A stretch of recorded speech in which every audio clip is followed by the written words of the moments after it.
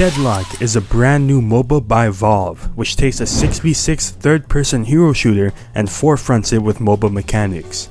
MOBAs are the double-edged sword of multiplayer gaming. You either love them or you hate them. And even so, you probably still slowly corrode your brain cells playing them, but why? MOBAs have a sort of satisfaction factor that no other genre really has besides maybe fighters. They are extremely competitive, requiring tons of awareness, patience, and competence to even play semi-effectively. They are incredibly fun like shooters, but are notoriously more difficult to get into, especially due to the emphasis on team play and objectives over simply killing fools. The concept of a shooter MOBA hybrid has been ran with before with Battleborn and Gigantic, blending familiar shooter mechanics and true genuine verticality with slight MOBA mechanics. Deadlock takes it to the next level, adding more universal movement options and even more depth into MOBA mechanics like lanes, jungles, objectives, and item shops, being more similar to Valve's other MOBA, Dota.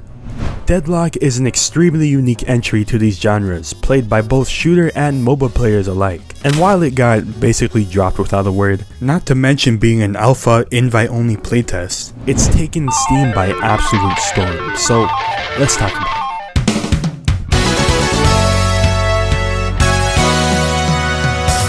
Alright, what even makes a MOBA? Games in this genre share extremely similar rules to one another. 5v5 with 3 lanes and a jungle between them, with different roles in each of these lanes, like the Chad top laner 1v5ing the whole team, or the loser carry cowering in the corner and getting one shot anyway. MOBAs are typically way slower paced compared to the average shooter, since the name of the game is getting farm with the help of these hapless soldiers marching to their doom. So you can scale up to the late game, which takes as long as 25 to 30 minutes, with games lasting as long as an hour. Besides leveling abilities, items are the other way characters scale, giving them more stats with passive and actives giving you an edge in combat. As for objectives, there's 2 towers in each lane, which are basically giant death lasers if you're not careful. 1 inhibitor per lane, which are just bigger, deadlier lasers, and the big bad core you need to destroy. The jungle is relegated to 1 jungler per team who clears out neutral camps and visits lanes to perform ganks, which is just jumping people simply. Technically anyone can rotate to another lane, but these guys are basically homeless, so why not? Then we got the big bads, which are situated on opposite sides of the map, which give lasting, possibly permanent effects to the team that gets them, so usually this is where all hell breaks loose. Now Deadlock doesn't really care about typical rules. 3 lanes? Let's make that shit even. 5v5? Make that shit even. Roles? Oh, like that thing one of my guys can do? Junglers? Nah bro, anybody can jungle. I mean, it's great. But what truly sets Deadlock apart from the rest is its verticality and movement. Smite, despite being third person, does not use this concept in the slightest. No, the jump doesn't count. And Predecessor does make use of the Z-axis to a fair but lesser degree. Because really, what is a melee character gonna do if he can fly in the air for 10 seconds? Oh wait. But Deadlock might as well just be an arcade shooter the way you can zip and fly around the place. Each character has universal dashes on your boots and in the air. A slide that gives you infinite ammo for some reason. And if you time a jump right after a dash, you'll get sent flying. Valve is even doubling down on this standard by adding these ropes and, more importantly, a wall jump. Most actions require a stamina bar, so you can't just spam these movement options, and this adds a ton of fun and skill to gameplay. It's basically gigantic levels of fluid. Deadlock definitely has one of the most interesting laning phases I've ever seen, because there's like 6 players but 4 lanes. 2 lanes are dual lanes and then the other 2 are solo lanes. You can't really choose what you get, but because there's technically no roles, you can be playing an ADC against a bruiser or a support, or something weird like that, but every character is designed to be able to hold their own to some degree no matter what they're good at. As for getting your farm up, let's take a look at these poor fools. In MOBAs, getting the last hit on minions is very important, mandatory. This concept is a lot easier and more interesting in Deadlock because, well, firstly, when they're about to die, they give you a final shot to kill them. And secondly, when you do score a last hit, their soul flies into the air, which you need to either shoot or let it fly up. Either way, you get extra souls, but enemies can steal your souls and vice versa, allowing for a very unique form of farm denial. Enemies, allies, even towers that die will do the same exact thing. You could also just punch them because that sucks their soul out or something. The best part, especially if you're in the dual lane, is that all souls are shared when you're close to your mates, so there's no one falling behind. Laning phase is pretty damn fast in this game, lasting around 10 minutes, where you can then start running around and picking fights. The towers themselves are very weird looking at first glance, but are super cool because the two different types, Guardians and Walkers, all have their own unique attacks and can even stun you and send you flying. Very interesting, but otherwise these guys are straight pushovers, I'm gonna be honest. Another reason why laning phase is so fast, I guess. Also, you can headshot these guys, did you know that? Mid boss is the big man right in the center of the map. When you gather the boys and kill him, he drops the Rejuvenator, which you need to smash. It buffs all your minions and reduces the timer of your next death while it's active. There's no vision mechanics like wards in Deadlock, however, the boss will make a loud ass scream when it reaches half. So let the enemy know you're on that shit. Also, the buff can be stolen from you if you're not careful. Otherwise, there's the urn you can carry in Deposit for Souls and sewer buffs. Don't sleep on these, they're kinda busted.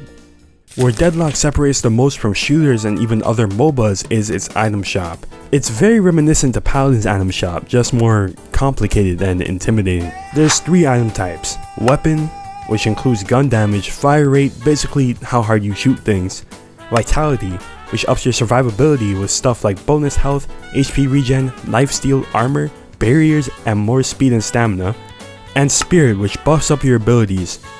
More damage, better cooldowns, more charges, better range, all that. Most items simply give passive stats, but many are actives that you can hotkey to different slots. Very cool. You can also imbue some items into specific abilities. For example, imbuing Surge of Power into my Ground Slam gives me bonus spirit power permanently and some extra movement speed when I use it. Very cool. There's different tiers of each type that gives more stats while being more expensive, so really it's up to you when you want to save for a more expensive item. But as for early game, you can really just spam a bunch of 500 soul items to sell for later. But as the game goes on, these items can get pretty crazy. Getting absolutely massive off of stat boosting items feels great, but some of these actives might as well be abilities in of themselves. Being able to teleport or cancel someone from doing anything, self-revives, goddamn magic carpets, the list goes on. Again, might be a little intimidating at first, but one feature Valve added that needs to be in more MOBAs is a build browser. You can literally just browse and pick up community made builds and even rate them. It's insanely intuitive, especially for new players. As for the characters themselves, can I just say I love the 1950s aesthetic? Way better than the cyberpunk vision they were going for. Designs are very distinct, fitting for a supernatural world, and are just full of life, unlike another game. I'm sorry, I don't know why Concord just caught us straight. Anyways, balancing wise, maybe due to there not being designated roles, heroes in Deadlock are all designed to be able to handle themselves, especially in the case that they're solo. Being a MOBA, there are a lot of very impactful abilities, not even including ultimates. But Deadlock's balancing is just very jarring, at least to me, because abilities and items feel incredibly strong. Not necessarily unbalanced, just very goddamn strong. Now, I'm not too familiar with Dota's balancing philosophy, but I see Warden's lock-on cage with a root that lasts a life sentence, or Bebop's grab that you might be oh so familiar with, Kelvin's 80% slow beam, Wraith's lock-on lift up, the entirety of 7. Yes, his ult is very good for team fights, it basically forces people to clear out. But when people learn to hide behind signs, you'll realize it's not his ult that makes him so damn strong. Not to mention by late game, this guy becomes a literal speed demon. Tell me why these guys thought to have your movement speed scale off your spirit. In what world, man? Things just go farther than I'm used to, or are bigger, or last longer, or hurt more. I think that's where it gets me, but it's awesome.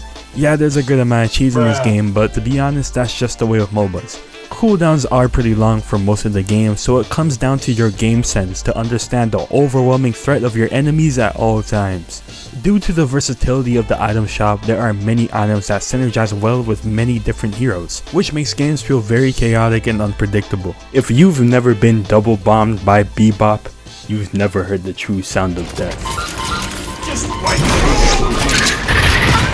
Also, the fact Weebait over here can reset her ult cooldown, allowing her to become invincible for like 17 seconds, that's cool. Not to mention there are many actives that allow you to counter the bigger threats on the enemy team, which adds even more outplay potential in teamfights. if outplay is literally preventing each other from doing anything. If you're out of position and get deleted by Invisible Lady, or get CC stunned to hell, I am so cooked. that's on you, pal. Yeah, Haze, eat 3 ults, bitch. But at the end of the day, if everyone's OP, nobody is. Another interesting but actually understandable design choice is that everyone has a gun, but everyone can also throw hands. I see some people complaining about how some characters are so obviously designed to be melee, which is true. People literally consider Abrams a melee character, but the laning phase completely revolves around getting last hits and denying farm. Already harder to do with some guns, so being forced to punch and take pressure is another story. By the way, I completely forgot that parrying existed. That is a long ass deserved stun. Only happened like once though. Aesthetically though, I can see the complaints about just giving the more out there characters a simple gun, like 7 Viscous or Ivy. What is wrong with you people, by the way? Like, we could at least give 7 Lightning Blast out of his hand, or Viscous launches even more goo. But it is what it is. That being said, I am really into the close combat fighters like Abrams, Shiv, and Lash. Lash especially, despite very clearly being an asshole, makes me feel things. He pushes the very concept of verticality in Deadlock to its limit. Grapples gives him a stamina charge back and resets his air dash and jump charges, so you can practically fly and then dive kick on the poor fools below. He also has good sustain, and while his ult is hit or miss, when it does hit,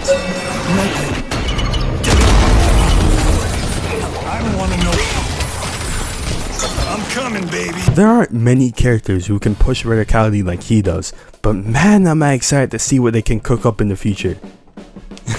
Despite a rambunctious persona, Lash states he donates 3% of his income to his own charity Lashback for children who suck. You just can't make this up, man. Some might call this the Overwatch killer. And to that I say you can't kill what's already dead. On a serious note though, let's not go this route, because this is the same mistake Battleborn decided to make, and we all know exactly how mismarketing your game like that will turn out. Deadlock is first and foremost a MOBA in mechanics. Bringing the familiarity of a shooter game will definitely attract those who enjoy those kind of games, but again, you can't just shoot everything. Scaling is the name of the game. Of course, I can't ignore the fact that it helps that it's literally Valve who made this game. That just gets it out the door no matter what, let's be honest. Not saying they haven't managed to drop the ball before though, no sir. But seeing folks who would otherwise never go within 1 kilometer of a MOBA actually enjoy this game is amazing. It's the perfect blend of a shooter and a MOBA, and it's just a really enjoyable game to play most of the time. Realistically, Smite and predecessors should be more worried about Deadlock, but I think this game is different enough to a typical MOBA as to where if you wanted that experience, you would just go play these games instead. Nothing is killing anything. Maybe I'm just too optimistic, but y'all are way too damn quick to label these games as killers, just to see them crumble. Deadlock is cool, man. It's only an alpha, let them cook. And just maybe Lash will get his eyeballs. Thanks for watching. Like, subscribe, hit that bell, all that, and I'll catch you later.